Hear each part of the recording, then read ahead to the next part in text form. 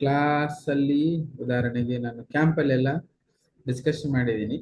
ನಾರದ ಮುನಿಗಳು ಏನು ಹೇಳಿದ್ದಾರೆ ಅವ್ರು ಅದನ್ನ ಹೇಳೋಕ್ಕಿಂತ ಮೊದಲು ನಾರದ ಮುನಿ ಬಗ್ಗೆ ಸ್ವಲ್ಪ ತಿಳ್ಕೊಂಡು ಮುಂದೆ ಹೋಗೋಣ. ಐ ಥಿಂಕ್ ಲಾಸ್ಟ್ ಕ್ಲಾಸಲ್ಲಿ ತುಂಬಾ ಡಿಸ್ಕಷನ್ ಮಾಡಿದ್ದೀನಿ ನಾನು. ಎಷ್ಟಿದೆ ನೆನಪಿದೆ, ಬಟ್ ಎಸ್, ನಾರದ ಮುನಿ ಹೇಗೆ ಹೇಳಿದೆ, ಉಪಬ್ರಾಹ್ಮಣ ಇರ್ತಾನೆ, ದೇವಲೋಕದಲ್ಲಿ ಇರ್ತಾನೆ. ದಕ್ಷ ಬ್ರಾಹ್ಮಣ ಯಜ್ಞ ಮಾಡುವಾಗ ಇವರು ಏನೇನೋ ಅಸಭ್ಯವಾಗಿ ವ್ಯರ್ಥ ಮಾಡೋದಕ್ಕೆ ಅವನಿಗೆ ಶಾಪ ಕೊಡ್ತಾರೆ. ಹಾಗಾಗಿ ಅವನು ದಾಸಿ ಪುತ್ರನಾಗಿ ಶಾಪದ ಪರಿಣಾಮವಾಗಿ ಇಲ್ಲಿ ಭೂಲೋಕದಲ್ಲಿ ಹುಟ್ಟುತ್ತಾನೆ. ಹೇಗೆ ದಾಸಿ ಪುತ್ರ ಅಂದ್ರೆ ಒಂದ್ ಮನೆಯಲ್ಲಿ ಕೆಲಸ ಮಾಡ್ಕೊಂಡಿರ್ತಾಳೆ, ಅವನಾಗಿರ್ತಾನೆ.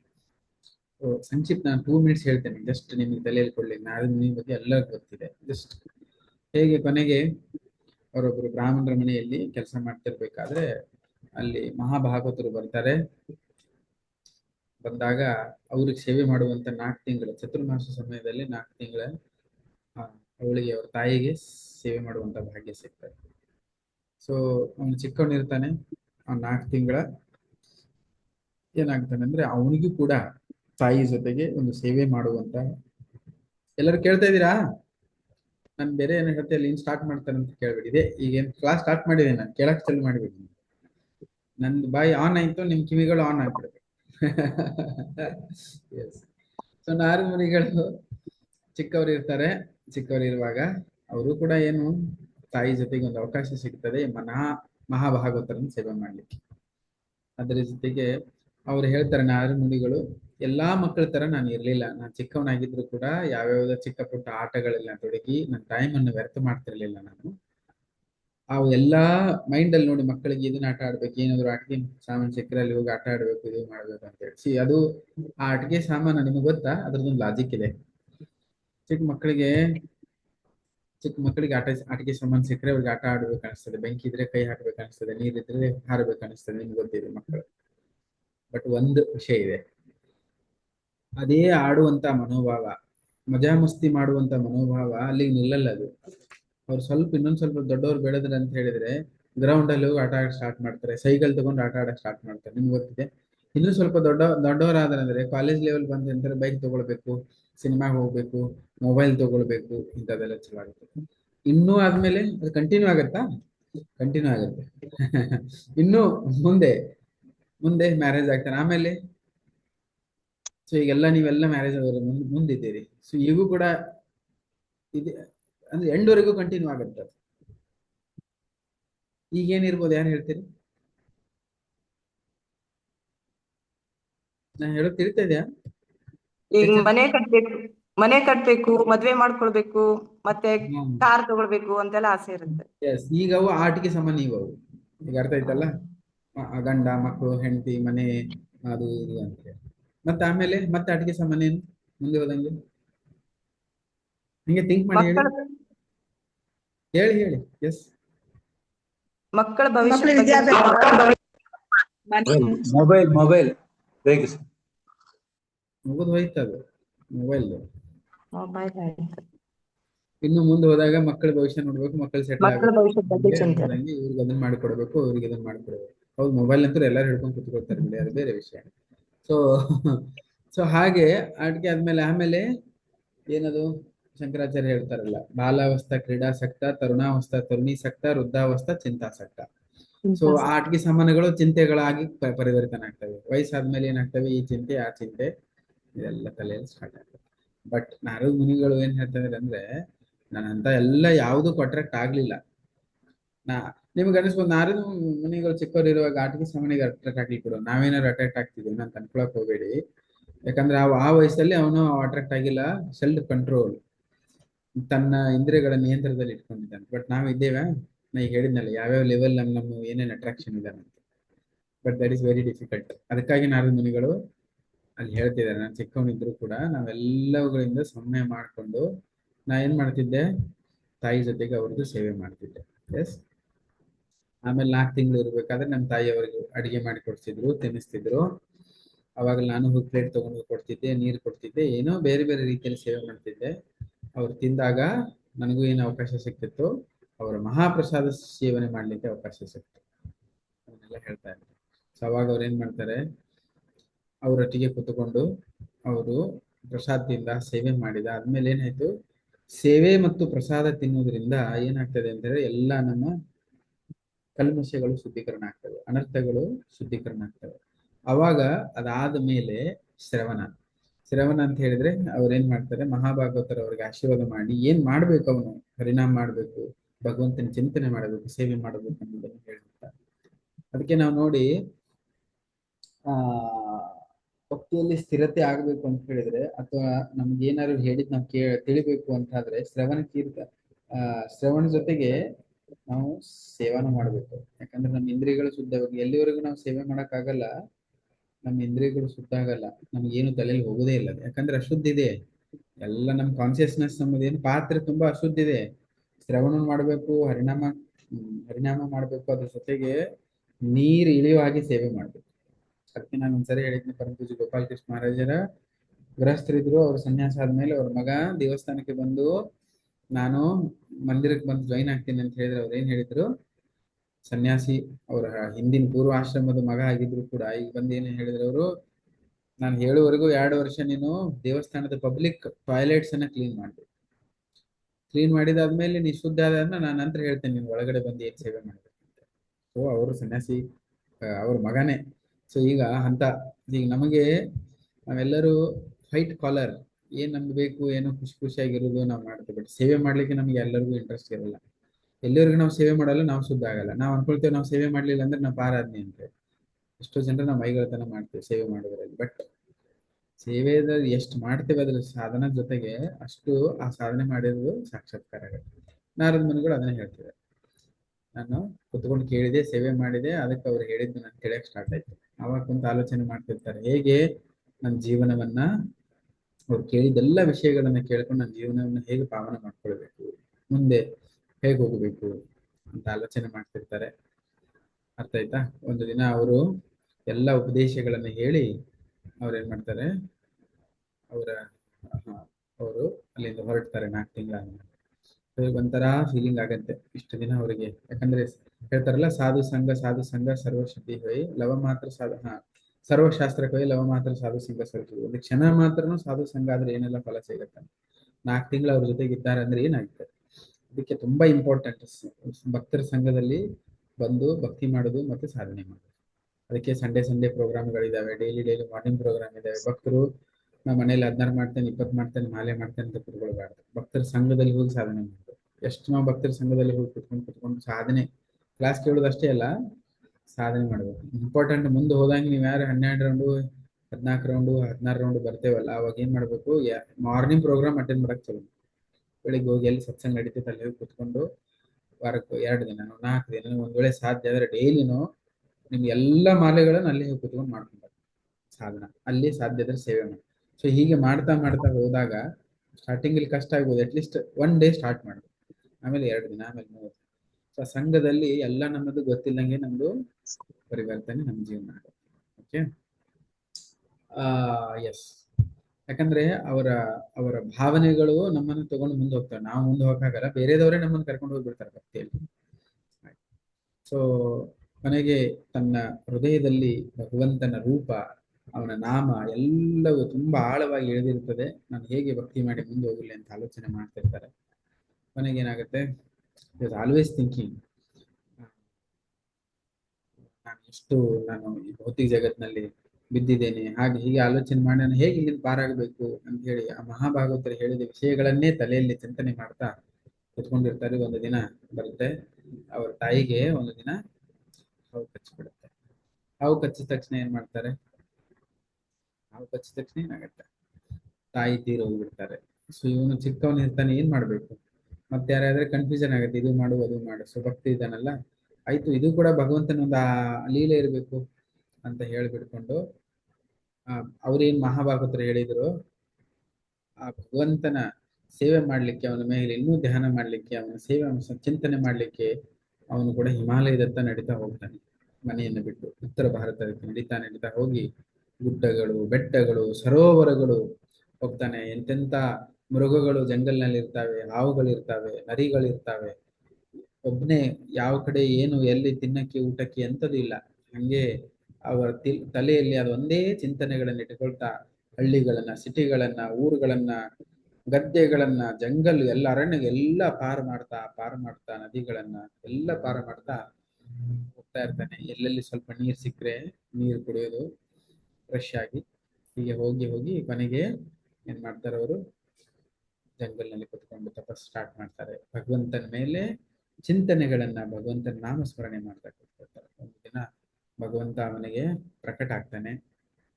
ಕೃಷ್ಣ ತನ್ನ ಹೃದಯದಲ್ಲಿ ಯಾವ ರೂಪದಲ್ಲಿ, ಕಮಲ, ಲೋಟಸ್ ಫೀಟ್ ಅಂತ ಹೇಳ್ತಲ್ಲ, lotus of my heart all senses become spiritually. ಅವಾಗ ಏನಾಗುತ್ತೆ, ಭಗವಂತ ಹೃದಯದಲ್ಲಿ ಪ್ರಕಟ ಆದಾಗ ಎಲ್ಲಾ ಇಂದ್ರಿಯಗಳು ಪುಲಕಿತ ಆಗ್ತವೆ. ಅಂದ್ರೆ ಎಲ್ಲ ಅಧ್ಯಾತ್ಮಮಯವಾಗಿರ್ತವೆ, ಎಲ್ಲ ಇಂದ್ರಿಯಗಳು ಅಧ್ಯಾತ್ಮಮಯ ಆಗ್ಬಿಡ್ತವೆ. ಸೊ ಅಧ್ಯಾತ್ಮಮಯ ಆಗ್ತವೆ. ಆಮೇಲೆ ಎಸ್, ಅವಾಗ ಭಗವಂತ ಹೇಳ್ತಾನೆ, ಅವನಿಗೆ ಆಕಾಶವನ್ನು ಮಾಡ್ತಾನೆ, ನಿನ್ನ ಪ್ರೀತಿಗೋಸ್ಕರ ನಾನು ನಿನಗೆ ಪ್ರಕಟ ಆಗಿದ್ದೀನಿ ಅಂತ ಹೇಳಿ ಅವನಿಗೆ ಒಂದು ರೂಪವನ್ನ ತೋರಿಸಿ ಮತ್ತೆ ಹೊರಡೋಗ್ತಾನೆ. ಆಮೇಲೆ ನಾರದ ಮುನಿಗಳು ಏನು ಆಕಾಶವಾಣಿಗಿರ್ತ ವಿಷಯಗಳನ್ನ ಕೇಳ್ತಿ ಕುಣಿತ ಹೂವು ಹರ್ಕೊಂಡ್ಬಿಡ್ತಾರೆ. ಅಷ್ಟು ಖುಷಿ ಆಗತ್ತೆ ಭಗವಂತ ನನಗೆ ಪ್ರಕಟ ಆದ್ನಲ್ಲ ಅಂತ. ಸೊ ಅವನು ಕಟ್ಟಿ ಹಾಕ್ಲಿಕ್ಕೆ ನೋಡ್ತಾನೆ, ಯಾರಿಗೆ ಕಟ್ಟಿ ಹಾಕಕ್ಕಾಗತ್ತೆ. ಭಗವಂತನಂತರೂ ಅದಕ್ಕೆ ದಾಸರು ಕೂಡ ಬರೆಯೋದಲ್ವಾ, ಸದಾ ಎನ್ನ ಹೃದಯದಲ್ಲಿ ವಾಸ ಮಾಡೋ ಸರಿ, ಅಷ್ಟು ಈಸಿ ಇಲ್ಲ ವಾಸ ಮಾಡ್ಲಿಕ್ಕೆ. ಬಟ್ ಅವನು ಕೂಡ ಟ್ರೈ ಮಾಡ್ತಾನೆ, ಆಗಲ್ಲ. ಕೊನೆಗೆ ಏನ್ ಮಾಡ್ತಾನೆ, ಅಥವಾ ನನ್ನ ಪದೇ ಪದೇ ಪದೇ ತನ್ನ ಸಿನ್ಸಿಯರ್ ಎಫರ್ಟ್ಸ್ ಅನ್ನ ನೋಡಿ ಭಗವಂತ ಮತ್ತೆ ಅವನಿಗೆ ಪ್ರಕಟ ಆಗ್ತಾನೆ. ಅವಾಗ ಸುದ್ದಿ ಮಾಡ್ತಾನೆ, ನೀನ್ ಇದೇ ರೀತಿ ಮಾಡ್ತಾ ಹೋಗು, ಸೇವೆ ಮಾಡ್ತಾ ಸಾಧನೆ ಮಾಡ್ತಾ ನೀ ಮುಂದೆ ಹೋದ ಹಾಗೆ ನಾನು ನಿನ್ನ ಹತ್ರ ಬರ್ತೇನೆ, ಮುಂದೆ ತೀರ್ಥ ಸ್ಥಾನಕ್ಕೆ ಹೋಗ್ತೇನೆ. ಅದಕ್ಕೆ ನೀವು ಭಕ್ತಿಯಲ್ಲಿ ನಾವೆಲ್ಲ ಬಂದಾಗ ಎಷ್ಟೋ ಜನಕ್ಕೆ ಅನಿಸ್ತದೆ, ಸ್ಟಾರ್ಟಿಂಗ್ ಬಂದಾಗ ಮಸ್ತ್ ಅನಿಸ್ತದೆ. ಸ್ಟಾರ್ಟಿಂಗ್ ಭಕ್ತಿಯಲ್ಲಿ ಒಂದು ಹೊರಿ ಎಷ್ಟು ಚಂದ ಕೀರ್ತನೆ ಮಾಡ್ತಾರೆ ಇವರು, ಹೊರಿ ಎಷ್ಟು ಚಂದ ಪ್ರಸಾದ ಇದೆ, ಆಮೇಲೆ ಎಷ್ಟು ಚಂದ ಆರತಿ ಮಾಡ್ತಾರೆ ಇವರು, ಎಷ್ಟು ಚಂದ ಡಾನ್ಸ್ ಮಾಡ್ತಾರೆ, ಕೇಳಿಸ್ಕೊತಿದ್ರಾ? ಸ್ಟಾರ್ಟಿಂಗ್ ಅಲ್ಲಿ ಭಕ್ತಿಯಲ್ಲಿ ಬಂದಾಗ ಸ್ವಲ್ಪ ಮಜಾ ಖುಷಿ ಆಗುತ್ತೆ. ಸ್ವಲ್ಪ ದಿನ ಮುಂದೆ ಹೋದ್ಮೇಲೆ 6 ತಿಂಗಳು 1 ವರ್ಷ ಹೋದಾದ್ಮೇಲೆ ಸ್ವಲ್ಪ ಕಡಿಮೆ ಆಗುತ್ತೆ. ಅಯ್ಯೋ, ಮತ್ತೆ 2 ವರ್ಷ ಹೋದ್ಮೇಲೆ ಎಲ್ಲ ಚಲೋ ಆಗುತ್ತೆ. ಎಷ್ಟು ಜನಕ್ಕೆ ಅನಿಸ್ತದೆ ಇದು? ಕೈ ಎತ್ತಿ ಅನ್ಸುತ್ತಾ? ಎಸ್, ಅದ್ ಲಾಜಿಕ್ ಇಲ್ಲೇ ನಾರದ ಮುನಿಗಳಿದ್ದಾರೆ. ಹಾಗಂತೇಳಿ ಭಕ್ತಿದು ಹಸರು, ಅದರದ್ದು ಪ್ರಭಾವ ನಮ್ಮ ಹೋಗ್ಬಿಡ್ತಾ, ಅದು ಭಕ್ತಿದು ಇಲ್ಲ. ಅದು ಯಾಕಂತ ಹೇಳಿದ್ರೆ, ಕೃಷ್ಣ ಸ್ಟಾರ್ಟಿಂಗ್ ಅಲ್ಲಿ ಒಂದು ಟೇಸ್ಟ್ ಕೊಡ್ತಾನೆ. ಓಕೆ, ಫ್ರೀ ಆಗಿ ಅದನ್ನ ಟೇಸ್ಟ್ ಕೊಡ್ತಾನೆ, ನಮ್ಗೆ ಅಟ್ರಾಕ್ಟ್ ಆಗೋ ರೀತಿಯಲ್ಲಿ ಟೇಸ್ಟ್ ಕೊಡ್ತಾನೆ. ನಮ್ಗೆ ಇಂಟ್ರೆಸ್ಟ್ ಬಂತು, ಅದನ್ನ ನಾವು ಸೀರಿಯಸ್ ಆಗಿ ತಗೊಂಡು ಅದನ್ನ ತಿಳ್ಕೊಂಡು ಪ್ರಾಕ್ಟೀಸ್ ಮಾಡ್ಲಿಕ್ಕೆ ನಾವು ಪ್ರಯತ್ನ ಮಾಡಿದೀವಿ ಅಂತ ಹೇಳಿದ್ರೆ ಮುಂದೆ ಮುಂದೆ ಮುಂದೆ ಕೊಡ್ತಾನೆ. ಮುಂದೆ ಬೇಕಂದ್ರೆ ನಾವು ಪ್ರಯತ್ನ ಮಾಡ್ಬೇಕು. ಸ್ಟಾರ್ಟಿಂಗ್ ಅಲ್ಲಿ ಕೊಡುವಾಗ ಮಾತ್ರ ಅವನು ಫ್ರೀ ಆಗಿ ಕೊಡ್ತಾನೆ. ಆಮೇಲೆ ಫ್ರೀ ಆಗಬೇಕಂದ್ರೆ ಅದು ಸಿಗೋದಿಲ್ಲ. ನಾವೇನ್ ಅನ್ಕೊಂಡಿರ್ತೇವೆ ಫ್ರೀ ಆಗಿ, ಮೊದಲು ಹೆಂಗ್ ಖುಷಿ ಆಗಿತ್ತಲ್ಲ ಹಂಗೇ ಸಿಗ್ಲಿ ಅನ್ಕೊಂಡು ಕುತ್ಕೊಳ್ತೀವಿ, ಅದು ಆಗಲ್ಲ. ಹೇಗೆ, ನಾನು ರೆಗ್ಯುಲರ್ ಆಗಿ ಉದಾಹರಣೆ ಕೊಡೋದು ನಿಮ್ಗೆ ಗೊತ್ತಿದೆ. ಯಾವ್ದಾದ್ರು ಸ್ವೀಟ್ ಅಂಗಡಿಗೆ ಹೋದ್ರೆ ಹೋದ ತಕ್ಷಣ ಏನ್ ಕೊಡ್ತಾರೋ, ಸ್ವೀಟ್ ಟೇಸ್ಟ್ ಮಾಡಕ್ ಕೊಡ್ತಾರ. ಒಂದು ಸ್ಯಾಂಪಲ್ ಏನೋ ಕೈಯಲ್ಲಿ ಕೊಡ್ತಾರೆ, ಅರ್ಧನೋ ತುಣುಕೋ ಒಂದು ತುಣುಕೋ ಕೈಯಲ್ಲಿ ಕೊಡ್ತಾರೆ. ತಿಂದಾದ್ಮೇಲೆ ಎಷ್ಟು ಚೆನ್ನಾಗಿದೆ ಇದು, 1 kg ಕೊಡಿ. ಅವಾಗ ಏನ್ ಹೇಳ್ತಾರೆ, 1 kg 600 ರೂಪಾಯಿ ಆಗತ್ತೆ. ಅವಾಗ ಹಣ ಕೊಡ್ಬೇಕಾಗತ್ತೆ. ಅವಾಗೂ ಫ್ರೀ ಕೊಡಲ್ಲ ಅವ್ರು, ಮೊದಲು ಸ್ಯಾಂಪಲ್ ಫ್ರೀ ಕೊಡ್ತಾರೆ, ಆಮೇಲೆ ಹಣ. ಅದೇ ರೀತಿ ಸ್ಟಾರ್ಟಿಂಗ್ ಅಲ್ಲಿ ಫ್ರೀ ಆಗಿ ಟೇಸ್ಟ್ ಭಗವಂತ ಕೊಡ್ತಾನೆ. ಫಸ್ಟ್ ಟೈಮ್ ಹರಿನಾಮ ಕೇಳಿದಾಗ, ಫಸ್ಟ್ ಟೈಮ್ ಪ್ರಸಾದ್ ತಗೊಂಡಾಗ, ಫಸ್ಟ್ ಟೈಮ್ ಭಕ್ತರ್ ನೋಡಿದಾಗ, ಫಸ್ಟ್ ಟೈಮ್ ಆರತಿ ನೋಡಿದಾಗ, ಫಸ್ಟ್ ಟೈಮ್ ಭಕ್ತರ ಮಧ್ಯೆ ಬಂದು ಸಂಕೀರ್ತನಲ್ಲಿ ಡಾನ್ಸ್ ಮಾಡಿದಾಗ ಎಲ್ಲ ಖುಷಿ ಚೆನ್ನಾಗ್ ಆಗುತ್ತೆ. ಬಟ್ ಆಮೇಲೆ ಅದೇ ಬೇಕು ಅಂದ್ರೆ, ಅದೇ ಟೇಸ್ಟ್, ಅದೇ ರುಚಿ, ಅದೇ ಉತ್ಸಾಹ ಬೇಕು ಅಂತ ಹೇಳಿದ್ರೆ ನಾವು ಹಿಂದ್ಗಡೆ ಸ್ಟ್ರಗಲ್ ಮಾಡ್ಬೇಕು, ಪ್ರಯತ್ನ ಮಾಡ್ಬೇಕು. ಅದನ್ನೇ ನಾರದ ಮುನಿಗಳು ಹೇಳ್ತಾರೆ. ಕೊನೆಗೆ ಕಂಟಿನ್ಯೂ ಆಗಿ ಅವ್ನು ಕಟ್ಟಿಡಕ್ ಆಗಲ್ಲ. ಸೊ ಆಮೇಲೆ ನಾರದ ಮುನಿಗಳು ಮತ್ತೆ ತಪಸ್ ಮಾಡ್ತಾರೆ, ಘೋರ ತಪಸ್ ಮಾಡ್ತಾರೆ, ಭಕ್ತಿ ಮಾಡ್ತಾರೆ. ಕೊನೆಗೆ ಏನ್ ಶರೀರ ಇರ್ತಲ್ವಾ, ಆ ಶರೀರ, ಬಾಲಕನ ಶರೀರ ಇರ್ತದಲ್ಲ, ಅದರಿಂದ ಹೊರಗೆ ಬಂದು ಮುಕ್ತರಾಗ್ತಾರೆ. ಶರೀರದಿಂದ ಮುಕ್ತನಾಗಿ ಕೊನೆಗೆ ಅವರು ಆಮೇಲೆ ನಾರದ ಮುನಿ ಆಗ್ತಾರೆ. ಸೊ ವೀಣ ತಗೊಂಡು ಡೈರೆಕ್ಟ್ ಆಗಿ ಜಂಪ್ ಮಾಡಿ ಎಲ್ಲಾ ಲೋಕಗಳಿಗೆ ಹೋಗಿ ಅನೇಕ ಜನರನ್ನು ಉದ್ಧಾರ ಮಾಡುವ ಕಾರ್ಯದಲ್ಲಿ ತಾವು ತೊಡಗ್ತಾರೆ. ಉದಾಹರಣೆಗೆ ಧ್ರುವ ಮಹಾರಾಜ ಆಗಿರ್ಬೋದು, ಪ್ರಹ್ಲಾದ ಮಹಾರಾಜ ಆಗಿರ್ಬೋದು, ಎಷ್ಟು ಜನ ಭಕ್ತಿ ಮಾರ್ಗದಲ್ಲಿ ತೊಡಗಿಸಿ ಎಷ್ಟೋ ಜನರನ್ನು ಶುದ್ಧ ಮಾಡಿ ಅವರನ್ನ ಆಧ್ಯಾತ್ಮಿಕ ಜೀವನ ತೊಡಗಿಸಿ ಉದ್ಧಾರ ಮಾಡಿದೆವಂತವ್ರು. ಒಂದು ಹೆಸರು ಅಂತ ಹೇಳಿದ್ರೆ, ಗುರು ಅಂತ ಫೇಮಸ್ ಆಗಿರುವ ಶ್ರೇಷ್ಠ ಗುರು ಅಂತ ಹೇಳಿದ್ರೆ ನಾರದ ಮುನಿ. ಹೀಗೆ ನಾರದ ಮುನಿಗಳು ತಮ್ಮ ಜೀವನದ ಒಂದು ಇದನ್ನ ಅವ್ರು ಹೇಳ್ಕೊಳ್ತಾರೆ. ಇಲ್ಲೇ ಹೇಳ್ತಾರೆ ಅವರು ಏನಂತ ಹೇಳಿದ್ರೆ, ನಾರದ ಭಕ್ತಿ ಸೂತ್ರ ಏನಿದೆ, ನಾನು ಏನ್ ಮಾಡಿದ್ದೆ ಅಂತ ಹೇಳ್ಕೊಂಡ್ಬಿಟ್ಟು ಅವರ ಮುಂದಿನ ತನ್ನ ಪ್ರವಚನ ಹೇಳ್ತಾರೆ. ನಾನು ಏನು ಅಂತ ಅವರ ಬಗ್ಗೆ ಹೇಳಿದ್ರು ಅವರು. ನಾನು ಹೆಂಗಿದ್ದೆ, ನಾನು ದಾಸಿಪುತ್ರ ಆಗಿದೆ, ನಾನು ಹೆಂಗ್ ಶುದ್ಧಾದೆ, ಭಕ್ತಿ ಮಾಡ್ತಾ ಎಷ್ಟು ಸರಳಿದೆ, ಹೇಗೆ ಭಕ್ತರ ಸಂಘದ ಪ್ರಭಾವ ಹೆಂಗಿದೆ, ಹರಿನಾಮದ ಪ್ರಭಾವ ಹೆಂಗಿದೆ, ತಪಸ್ ಹೆಂಗ್ ಮಾಡ್ಬೇಕು, ಸೇವೆ ಹೆಂಗ್ ಮಾಡ್ಬೇಕು, ಏನು ಅಂತ ನಾ ಏನೇನ್ ಮಾಡೋದ್ರಿಂದ ನಾನು ಹೇಗೆ ನಾರದ ಮುನಿ ಆದಿ ಅನ್ನೋ ವಿಷಯಗಳನ್ನು ನಮಗೆಲ್ಲ ಹೇಳ್ತಾ ಇದ್ದಾರೆ. ಅಂದ್ರೇನು, ಅವ್ರ ಮಾರ್ಗದಲ್ಲಿ ನಾವು ಹೋಗ್ಬೇಕು ಅಂತ ಆದ್ರೆ, ಅದೇ ರೀತಿ ನಾವು ಭಕ್ತಿಯಲ್ಲಿ ಪ್ರಗತಿ ಹೊಂದಬೇಕಂತ ಆದ್ರೆ ಇದನ್ನೆಲ್ಲ ನಾವು ಮಾಡ್ಬೇಕ್ರಿ. ನಾವು ಚೆನ್ನಾಗಿತ್ತಳ್ರಿ, ಚೆನ್ನಾಗಿತ್ತು, ತುಂಬಾ ಚೆನ್ನಾಗಿತ್ತು, ನಾರದಗಳು ಮಸ್ತ್ ಇತ್ತು, ಅರಿಗೋಲ್ ಅಂತ ಹೋಗಿ ಮತ್ತೆ ನಾವು ಮಾಡೋದೇ ಮಾಡ್ತಾ ಕೂತ್ಕೊಂಡ್ರೆ ನಮಗೇನು ಲಾಭ ಇರಲ್ಲ. ಓಕೆ, ಸೊ ಇದಾದ್ಮೇಲೆ ನಾನು ಏನ್ ಮಾಡ್ತೀನಿ ಅಂತ ಹೇಳಿದ್ರೆ, ಈಗ ನಾರದ ಭಕ್ತಿ ಸೂತ್ರಕ್ಕೆ ಹೋಗ್ತೀನಿ, ಅವ್ರು ಏನ್ ಹೇಳಿದಾರಂತೆ. ಓಕೆ, ಇದರಲ್ಲೇ ಇರುವುದಿಲ್ಲ, ರೈತರು we can show. So there are ಸೂತ್ರಗಳಿದೆ ಅದರಲ್ಲಿ. ಓಕೆ, ಸೂತ್ರಗಳಂತ ಹೇಳಿದ್ರೆ ನಮ್ಮನ್ನು ಹೇಳಿದ್ನಲ್ಲ, ಸೂತ್ರಗಳು ಅಂತ ಹೇಳಿದ್ರೆ ಒಂದು ಲೈನ್ ಅಲ್ಲಿ ಇರ್ತವೆ, ಸಿಂಪಲ್ ಫಾರ್ಮ್ ಅಲ್ಲಿ ಸೂತ್ರಗಳಿರ್ತವೆ. ಆ ಸೂತ್ರಗಳನ್ನ ಒಟ್ಟು 84 ಸೂತ್ರಗಳು ಇದ್ದಾವೆ. ಆ 84 ಸೂತ್ರಗಳ ನಾರದ ಭಕ್ತಿಯ ಸೂತ್ರಗಳನ್ನ ಸೀಕ್ರೆಟ್ಸ್ ಅಂತಾರಲ್ಲ. ಸೊ ನಿಮ್ಗೇನಾದ್ರು ಹಣ ಸಿಕ್ತರು, ನೌಕರಿ ಮಾಡಿದ್ರಿ, ಅಥವಾ ಏನಾದ್ರು ಒಂದು ಲಾಭ ಆಯ್ತು ಅಂತ ಹೇಳಿ ಜನ ಕೇಳ್ತಾರಲ್ಲ, ಏನ್ ಸೀಕ್ರೆಟ್ ಇದ್ರೆ ಹೇಳು. ಸ್ಟೂಡೆಂಟ್ಸ್ ಕೇಳ್ತಿದ್ದಾರೆ, ಏನ್ ಸೀಕ್ರೆಟ್, ಎಕ್ಸಾಮ್ ಪಾಸ್ ಆಗ್ಲಿಕ್ಕೆ ಸೀಕ್ರೆಟ್ ಏನು, ಎಲ್ಲರೂ ಒಂದೊಂದು ಕೇಳ್ತಾ ಇರ್ತಾರೆ. ಸೊ ನಿಮ್ಗೂ ಸೀಕ್ರೆಟ್ ಬೇಕು, ಈಗ ಕೇಳ್ತಿರ್ಬೋದು, ನೀವು ಹಣ ಮಾಡೋದು ಸೀಕ್ರೆಟ್ ಹೆಂಗೆ, ಅಥವಾ ನೀವೆಲ್ಲ ಹುಡುಕ್ತಾ ಇರ್ತೀರಿ, ನಾವೆಲ್ಲ ಹುಡುಕ್ತಾ ಇರ್ತೀವಿ ಬೇರೆ ಬೇರೆ ವಿಷಯಕ್ಕೆ ಸೀಕ್ರೆಟ್ ಹೆಂಗೆ, ರೋಗ ಬರ್ದಂಗಿರಕ್ಕೆ ಸೀಕ್ರೆಟ್ ಏನು, ಓಕೆ, ಇಲ್ಲ ನೆಂಟರ ಸೇಡ್ ತೀರಿಸ್ಕೊಳಕ್ ಸೀಕ್ರೆಟ್ ಏನು, ಅವ್ರು ಹಿಂಗ್ ಮಾತಾಡೋಗಿದ್ರು ಅವನು ಹುಡುಕ್ತಾ ಇರ್ತೀವಿ, ಅಲ್ಲಿ ಹುಡುಕ್ತಾ ಇರುತ್ತಲ್ವಾ. ಎಷ್ಟ್ ಜನ ಕೇಳ್ತಾ ಇದ್ರಿ ನನ್ನ ಕ್ಲಾಸ್ ಕುತ್ಕೊಂಡು,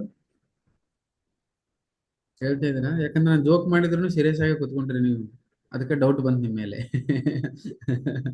ಕೇಳ್ತಾ ಇದ್ರೆಲ್ಲ ಡೌಟ್ ಬರ್ತಾ ಇದೆ, ಕೇಳ್ತೆ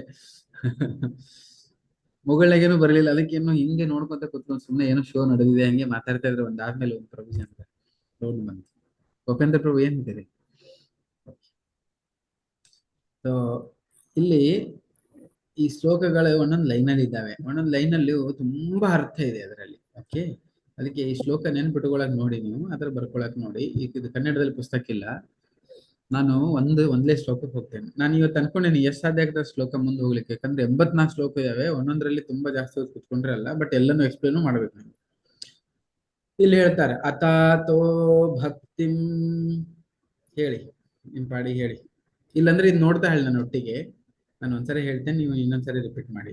ಅಥಾತೋ ಭಕ್ತಿಂ ವ್ಯಾಖ್ಯಾಶಮಾಹ, ವ್ಯಾಖ್ಯಾಶಮಃ, ಅಥಾತೋ ಭಕ್ತಿಂ ವ್ಯಾಖ್ಯಾಶಮಃ ಅಂದ್ರೆ ಏನ್ ಹೇಳಿ.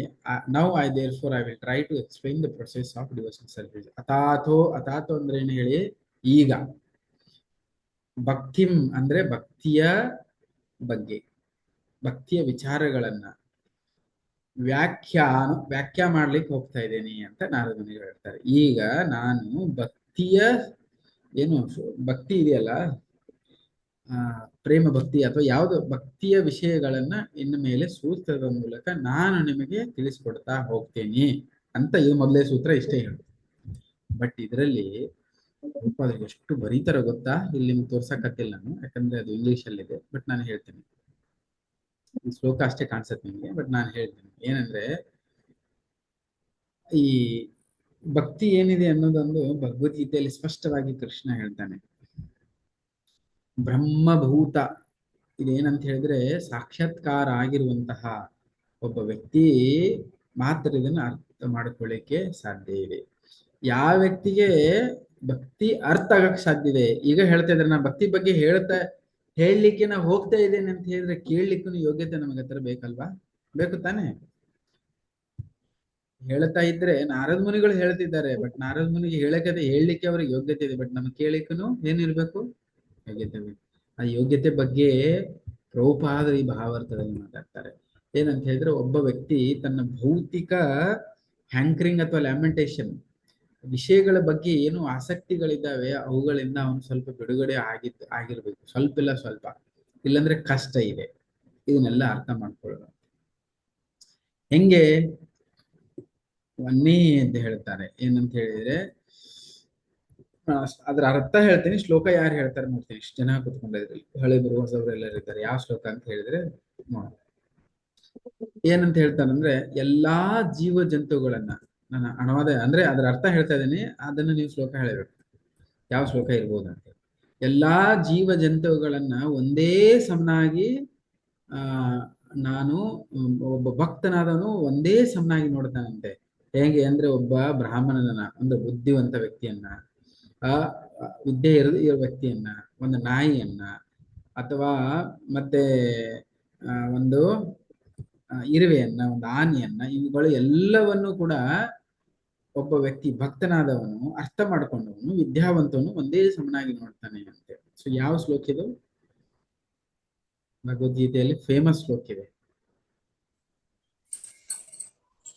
ವಿದ್ಯಾ ವಿನಯ ಸಂಪನ್ನೆ ಬ್ರಾಹ್ಮಣೇ ಗವಿಹಸ್ತಿನಿ ಸಿನಿ ಚೈವ ಸ್ವಪಾಕೆ ಚ ಪಂಡಿತ ಸಮದರ್ಶಿನ. ಹರಿಬೋಲ್. ಹರಿಬೋಲ್. Wonderful, very nice. ವಿದ್ಯಾ ವಿನಯ ಸಂಪನ್ನೆ ಬ್ರಾಹ್ಮಣೇ ಗವಿಹಸ್ತಿನಿ ಚೈವ ಸ್ವಪಾಕೆ. ಎಲ್ಲ ವಿದ್ಯೆ ಇದ್ದವನು ಅಂತ ಹೇಳಿದ್ರೆ ಎಲ್ಲರೂ ಸಮಾನವಾಗಿ ಇರ್ತಾನೆ, ಅದೇ ವಿದ್ಯೆಯ ಲಕ್ಷಣ. ವಂಡರ್ಫುಲ್ ಮಾತಾಡ್ತಾರೆ ಹೇಳ್ತಾರೆ. ಓಕೆ, ಆಮೇಲೆ ಮತ್ತೇನ್ ಹೇಳ್ತಾರೆ, ಭಗವಂತನ ಅರ್ಥ ಹೆಂಗ್ ಮಾಡ್ಕೊಳಕ್ ಸಾಧ್ಯ ಇದೆ? ಎರಡನೇ ಪಾಯಿಂಟ್. ನಾನು ಏನೇನ್ ಹೇಳ್ತೇನಲ್ಲ, ನೀವು ತಲೆ ಎಗಾಡ್ತಾ ಹೋದ್ರೆ ಏನೋ ನೆನಪಿರಲ್ಲ. ಸಾಧ್ಯ ಆದ್ರೆ ಈ ಪಾಯಿಂಟ್ಸ್ ಏನಾದ್ರು ನೆನಪಿಟ್ಕೊಳಕ್ ನೋಡಿ, ತುಂಬಾ ಇಂಪಾರ್ಟೆಂಟ್ ಪಾಯಿಂಟ್ಸ್. ಏನ್ ಹೇಳ್ತಾರಂದ್ರೆ, ಭಗವಂತನ ಅರ್ಥ ಹೆಂಗ್ ಮಾಡ್ಕೊಳ್ಳೋದು?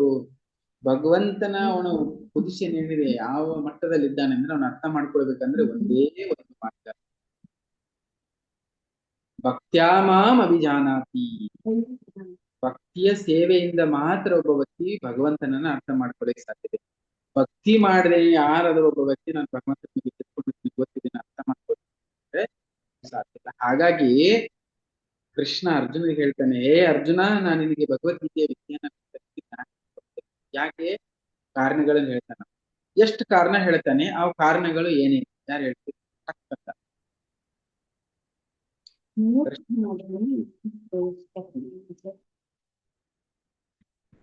ಗೊತ್ತಿಲ್ವಾ ಯಾರಿಗೂ? ಕೃಷ್ಣ ಅರ್ಜುನನಿಗೆ ಭಗವದ್ಗೀತೆ ಉಪದೇಶ ನಿನಗೆ ಯಾಕೆ ಮಾಡ್ತಿದ್ದೆ ಅನ್ನೋದಕ್ಕೆ ಎರಡು ಕಾರಣ ಹೇಳ್ತಾನೆ. ಅನಸೂಯ ಆಗಿರ್ತಾನೆ, ಮತ್ತೆ ಸತ್ಯನಾಗಿರ್ತಾನೆ. ಮತ್ತೆ ಹೇಳ್ತೀರಿ ಯುದ್ಧ ಮಾಡುವುದಿಲ್ಲ ಎಂದು ಹೇಳುತ್ತಾನೆ.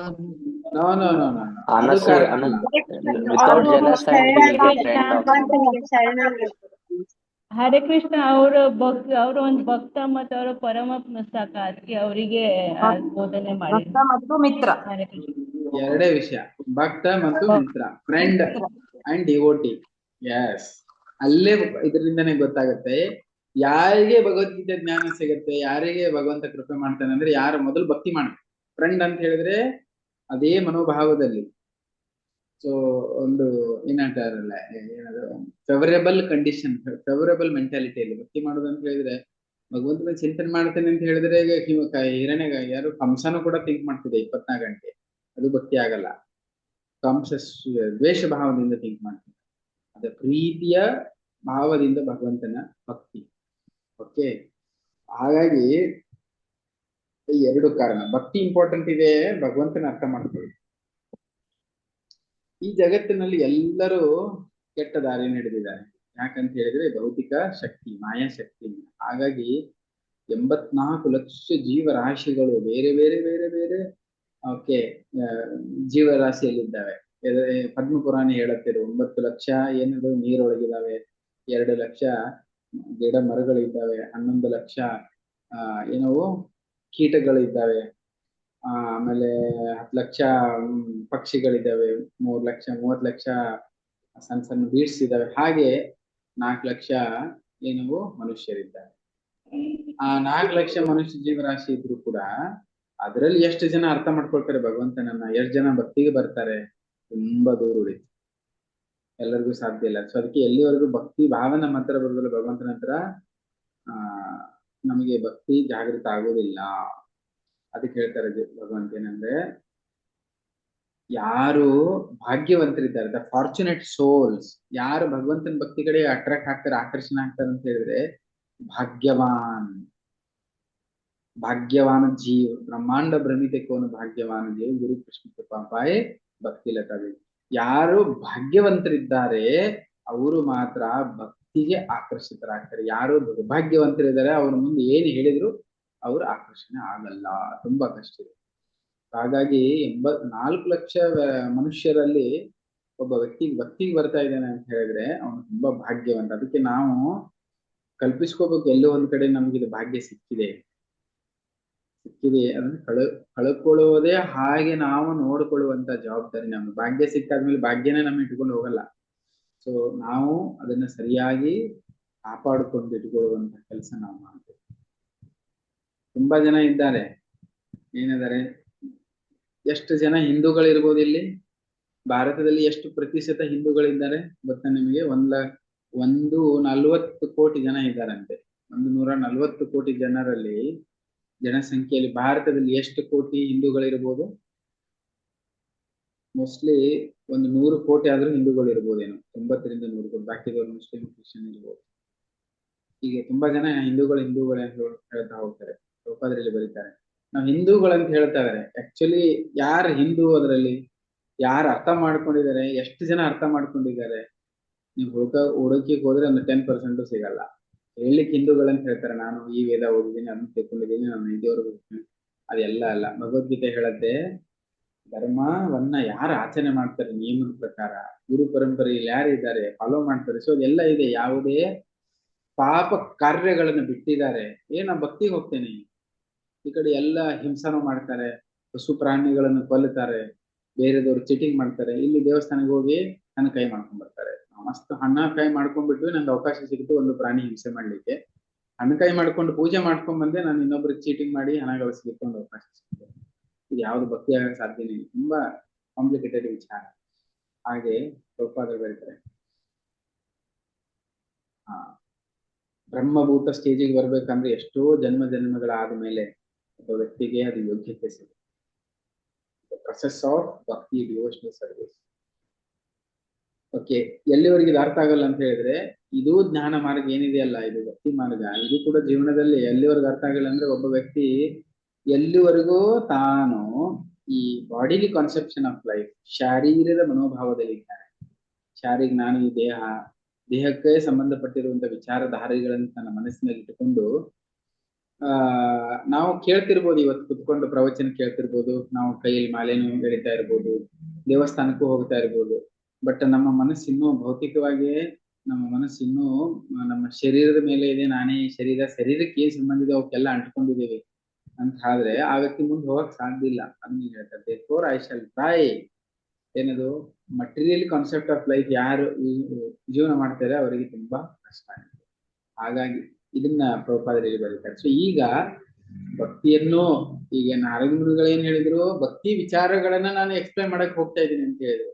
ಬಟ್ ಪ್ರಭುಪಾದರು ಇನ್ನೂ ಒಂದು ಹೆಜ್ಜೆ ಮುಂದಿಟ್ಟುಕೊಂಡು ಭಕ್ತಿಯನ್ನ ಅರ್ಥ ಹೆಂಗ್ ಮಾಡ್ಕೊಳಕ್ ಸಾಧ್ಯ ಇದೆ, ಅವ್ರು ನಾರದ ಮುನಿಗಳು ಹೇಳಾಕೇನೋ ಹೊಂಟಿದ್ದಾರೆ, ಬಟ್ ನಮಗ್ ಅರ್ಥ ಆಗತ್ತಾ?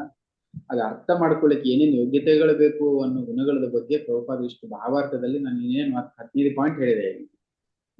ಸೊ ಈ ಪಾಯಿಂಟ್ ಎಲ್ಲ, ಸೊ ಈ ಪಾಯಿಂಟ್ಸ್ ನೆನಪಿಡ್ಬೇಕು. ನಾರದ ಮುನಿಗಳು ಏನ್ ಹೇಳ್ತಾರೆ ಅದ್ರ ಅನುವಾದ ಏನು, ಆಮೇಲೆ ನಾನು ಈಗ ನಾರದ ಮುನಿಗಳು ಹೇಳ್ತಾರೆ, ನಾನೀಗ ಭಕ್ತಿಯ ವಿಷಯದ ಬಗ್ಗೆ, ಪ್ರೇಮಮಯ ಭಕ್ತಿ, ಭಕ್ತಿ ಸೇವಾ ಭಕ್ತಿ ಬಗ್ಗೆ ನಾನು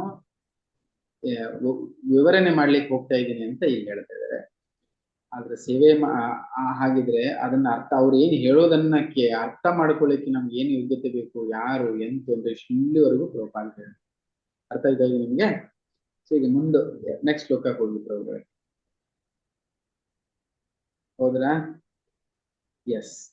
ಸಾತ್ವ ಅಸ್ಮಿನ್ ಪರಮ ಪ್ರೇಮ ರೂಪ, ಇಷ್ಟ ಇದು ಶ್ಲೋಕ ಅಲ್ಲೇ ಇದು ಸೂತ್ರ, 2-3 ಲೈನ್, 2-3 ವರ್ಡ್. ಏನದು?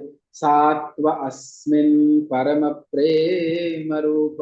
ಏನಂದ್ರ devotional service manifest as the most elevated pure love for God.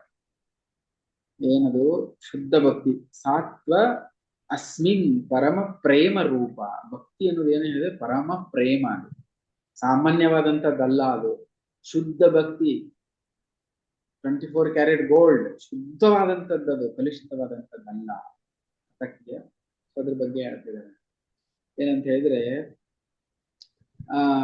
ಇದು ಹೈಯೆಸ್ಟ್, ಇದು ಶುದ್ಧ ಭಕ್ತಿ. ಡೈರೆಕ್ಟ್ ಇದನ್ನೇ ಕೊಡ್ತಿದ್ದಾರೆ ನಾರದ ಮುನಿಗಳು. ಆ ಸ್ಟೇಜಿಗೆ ನಾವು ಹೋಗ್ಬೇಕಂದ್ರೆ ತುಂಬಾ ಕೆಲಸ ಇದೆ ನಮ್ಮ ಹೋಮ್ವರ್ಕ್, ಬಟ್ ಅದನ್ನ ಡೈರೆಕ್ಟ್ ಆಗಿ ಹೇಳ್ತಾ ಇದ್ದಾರೆ. ಈಗ ಪ್ರಭುಪಾದರು ಎಂಟ್ರಿ ಹೊಡಿತಾರೆ, ಬಂದು ಹೇಳ್ತಾರೆ ಅವರು, ಆ ಶುದ್ಧ ಭಕ್ತಿ ಬೇಕಾ ನಿಮ್ಗೆ?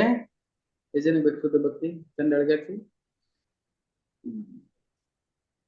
ಶುದ್ಧ ಭಕ್ತಿ ಬೇಕಂತ ಆದ್ರೆ ಶುದ್ಧ ಭಕ್ತಿ ಎಂತ ಬೇಕು? ಇಲ್ಲಿ ನೆಕ್ಸ್ಟ್ ಪ್ರಭುಪಾದರು ಎಂಟ್ರಿ ಹೊಡೆದು ಹೇಳ್ತಾರೆ. ಏನಂದ್ರೆ ಅದು ತುಂಬಾ ಹೈಯೆಸ್ಟ್ ಸ್ಟೇಜ್ ಅದು ಶುದ್ಧ ಭಕ್ತಿ. ಬ್ರಹ್ಮಭೂತ ಸ್ಟೇಜ್ ಹೇಳಿದ್ರಲ್ವಾ, ನ ಸೋಚತಿ ನ ಕಾಂಕ್ಷತಿ. ಬ್ರಹ್ಮಭೂತ ಪ್ರಸನ್ನ ಸ್ಟೇಜ್ ಅಂತ ಹೇಳಿದ್ರೆ ಬ್ರಹ್ಮಭೂತ ಪ್ರಸನ್ನಾತ್ಮ ನ ಸೋಚತಿ ನ ಕಾಂಕ್ಷತಿ. ಬ್ರಹ್ಮಭೂತ ಸ್ಟೇಜ್ ಅಂತ ಹೇಳಿದ್ರೆ ತುಂಬಾ ಹೈಯೆಸ್ಟ್ ಸ್ಟೇಜ್ ಅದು. ನ ಸೋಚತಿ ನ ಕಾಂಕ್ಷತಿ. ಅಲ್ಲಿ ನ ಶೋಚತೆನೂ ಇಲ್ಲ, ವಿಚಾರನೂ ಇಲ್ಲ, ನ ಕಾಂಕ್ಷತಿ ಆಶಯಗಳು ಇಲ್ಲ, ಆಗಿರೋ ವಿಷಯಗಳಿಗೆ ಚಿಂತನೆಗಳು ಇಲ್ಲ, ಬೇಕೆನ್ನುವ ವಿಚಾರಧಾರೆಗಳು ಇಲ್ಲ. ಆ ಸ್ಟೇಜ್ ಅಲ್ಲಿ ಯಾರಿದ್ದೀರಿ ಕೈ ಎತ್ತಿ? ಯಾರಿದ್ದೀರಾ? Hello, Hare Krishna. Okay, so ಆ ಸ್ಟೇಜ್ ಅಲ್ಲಿ ನಾವಿಲ್ಲ. ಹಾಗಾಗಿ ರೂಪಾದ್ರೆ ಏನ್ ಹೇಳ್ತಾರಂದ್ರೆ, ನಮ್ದು we are not this body, ನಾವು ಈ ಶರೀರ ಅಲ್ಲ. ಅಲ್ಲಿಂದ ನಾವು ಚಾಲು ಮಾಡ್ಬೇಕು. ಹಗುರ ಹಗುರ ಹೀಗೆ ಭೌತಿಕ ಬಂಧನದಿಂದ ನಮ್ಮನ್ನ ಬಿಡಿಸ್ಕೊಳ್ಳುವಂತಹ ಕಾರ್ಯಗಳನ್ನ ಮಾಡಬೇಕು. ಈ ಜಗತ್ತಿನಲ್ಲಿ ಎಲ್ಲರೂ ತುಂಬಾ ಏನದು ಪಫ್ಡ್ ಅಪ್ ಅಂತಾರೆ. ಪಫ್ಡ್ ಅಪ್ ಅಂತ ಹೇಳಿದ್ರೆ ಪ್ರೌಡ್, ಪ್ರೈಡ್. ಪಫ್ಡ್ ಅಪ್ ಅಂದ್ರೆ ಏನು, ಯಾರು ಹೇಳ್ತೀರಿ? ತಮ್ಮ ಭೌತಿಕ ವಿಚಾರಧಾರೆಗಳನ್ನ ಇಟ್ಕೊಂಡು ತುಂಬಾ ಮೇಲ್ ಊದ್ಕೊಂಡು ಕೂತ್ಕೊಂಡಿದ್ದಾರೆ. ಪಫ್ಡ್ ಅಪ್ ಅಂದ್ರೆ ಕನ್ನಡದಲ್ಲಿ ಎಕ್ಸಾಕ್ಟ್ ಅರ್ಥ ಏನಂತ ಗೊತ್ತಾಗ್ತದೆ. ಒಂದು ರೀತಿಯಲ್ಲಿ ಗಮಂಡಿ ಅಂತ ಹೇಳ್ಬೋದು. ಮತ್ತೆ ಹೇಳ್ತೀರಿ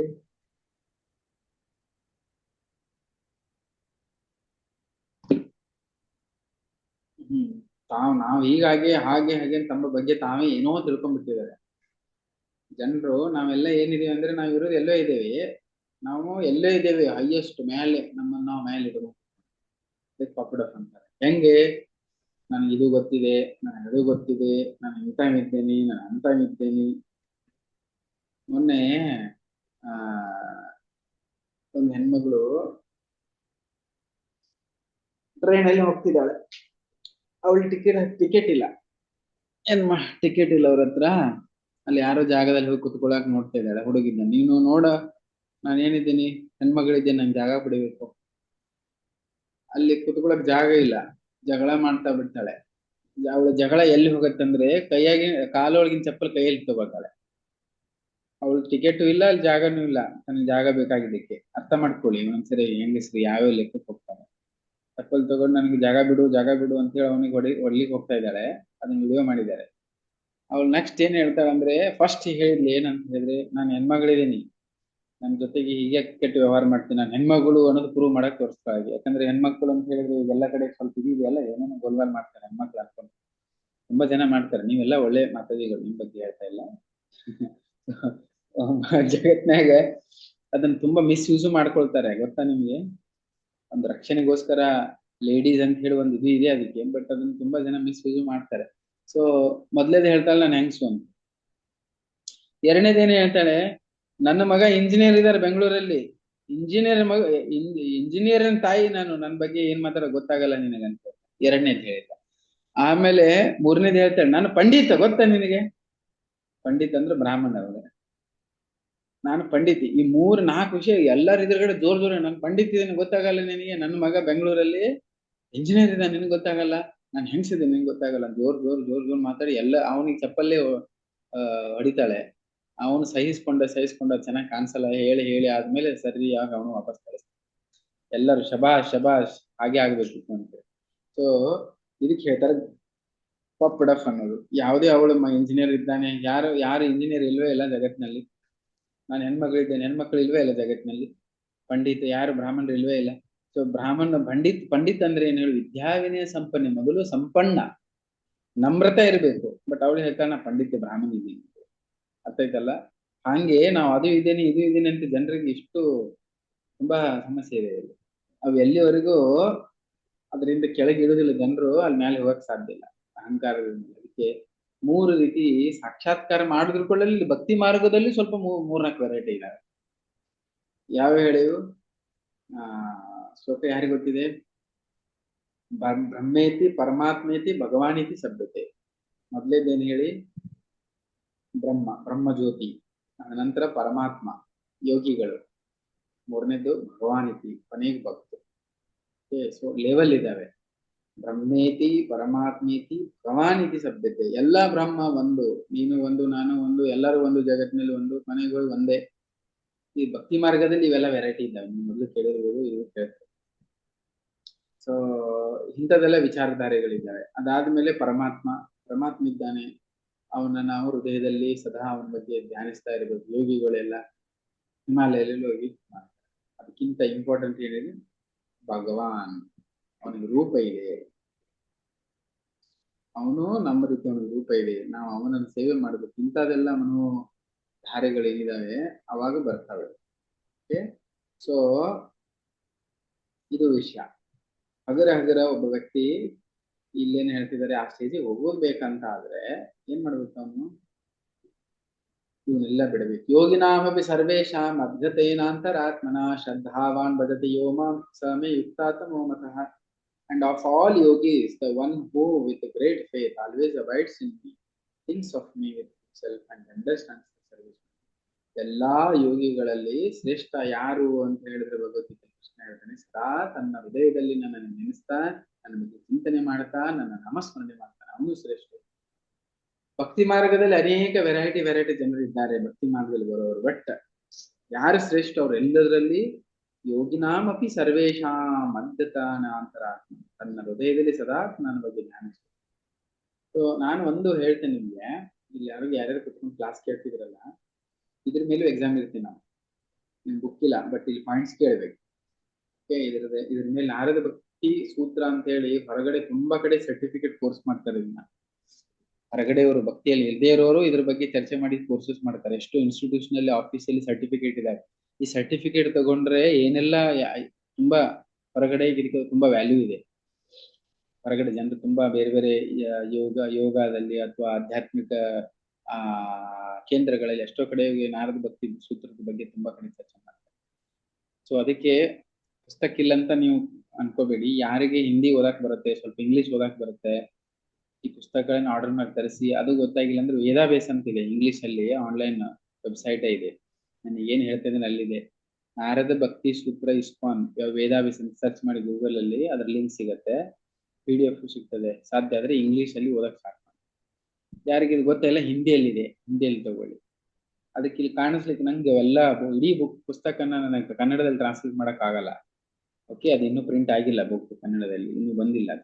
ಹಾಗಾಗಿ ಇದರ ಸದುಪಯೋಗ ನೀವು ತಗೊಳ್ಬೇಕು. ಯಾಕಂದ್ರೆ ತುಂಬಾ ಇಂಪಾರ್ಟೆಂಟ್ ಬುಕ್ ಇದು, ಭಕ್ತಿ ಬಗ್ಗೆ ವರ್ಣನೆ ಇದೆ ಅನ್ನೋದಕ್ಕೆ ನಾನು ಈ ಪುಸ್ತಕ ತಗೊಂಡು ನಿಮ್ಗೆ ಎಕ್ಸ್ಪ್ಲೇನ್ ಮಾಡಕ್ ಹೋಗ್ತೇನೆ. ಸೊ ನೀವು ಹಂಗೆ yes no yes no Hari ಬೋಲ್ ಅಂತ ಹೇಳಕ್ ಹೋಗ್ಬೇಕು. ಓಕೆ, ನೆಕ್ಸ್ಟ್ ಶ್ಲೋಕ ಪ್ರಭುಗಳೇ. ವೇಟ್ ಅಲ್ಲೇ ಇದೆ, 2ನೇ ಶ್ಲೋಕದಲ್ಲಿ ಭಕ್ತಿಯಲ್ಲಿ ಏನ್ ಮಾಡ್ಬೇಕಂದ್ರೆ, ಮುಂದೆ ಹೋಗ್ಬೇಕಂದ್ರೆ ಸ್ಟೆಪ್ಗಳು ಹೇಳ್ತಾರೆ. ನವವಿಧ ಭಕ್ತಿ ಯಾರು ಹೇಳ್ತೀರಿ? ಶ್ಲೋಕದ ಪ್ರಕಾರ, ಶ್ಲೋಕದ ಮೂಲಕ ಯಾರು ಹೇಳ್ತೀರಿ ನವವಿಧ ಭಕ್ತಿಯ ಶ್ಲೋಕ? ನವವಿಧ ಭಕ್ತಿ ಅಲ್ಲ, ನಾನು ಹೇಳ್ತಾ ಇರೋದು ಶ್ಲೋಕ ಸ್ಟೆಪ್ಸ್. ಉದಾಹರಣೆಗೆ ಯಾರು ಹೇಳ್ತೀರಿ ಸ್ಟೆಪ್ಸ್? ಮೊದಲು ಶ್ರದ್ಧೆಯಿಂದ ಚಲೋ ಆಗತ್ತೆ, ಆಮೇಲೆ ಅನರ್ಥ ನಿವೃತ್ತಿ ಆಗತ್ತೆ, ಆಮೇಲೆ ಪ್ರೇಮ ಬರುತ್ತೆ. ಅದೊಂದು ಶ್ಲೋಕ ಇದೆ ಆಲ್ರೆಡಿ. आदो श्रद्धा साधु संग भजन क्रिये अनर्थ निवृत्ति निष्ठा रुचि आसक्ति भाव प्रेम. ಜೈ ವಂಡರ್ಫುಲ್. ನಿಮ್ಮ ಹತ್ರ ಪುಸ್ತಕ ಇದೆಯಾ? ಇಲ್ಲ ಸರ್, ಅದು ಸ್ವಲ್ಪ ಭಯಪಟ್ಟ ಇದ್ದೀವಿ, ಅದೇ ಹೇಳ್ತೇನೆ. Very good. ಇದು ಫಸ್ಟ್ ಎಲ್ಲಿಂದ ಚಲೋ ಆಗತ್ತೆ? ಶ್ರದ್ಧಾ ಇದೆ ನಮಗೆ. ನಿಮಗೆ ಶ್ರದ್ಧಾ ಇದ್ದದಕ್ಕೆ ನಾವೆಲ್ಲ ಭಕ್ತಿಗೆ ಬಂದಿದ್ದೇವಲ್ಲ. ಶ್ರದ್ಧಾ ಇದೆ. ಈಗ ಮುಂದೆ ಏನು? ಶ್ರದ್ಧಾ ಇರೋದ್ರಿಂದ ಏನು ಕೆಲಸ ಆಗಲ್ಲ.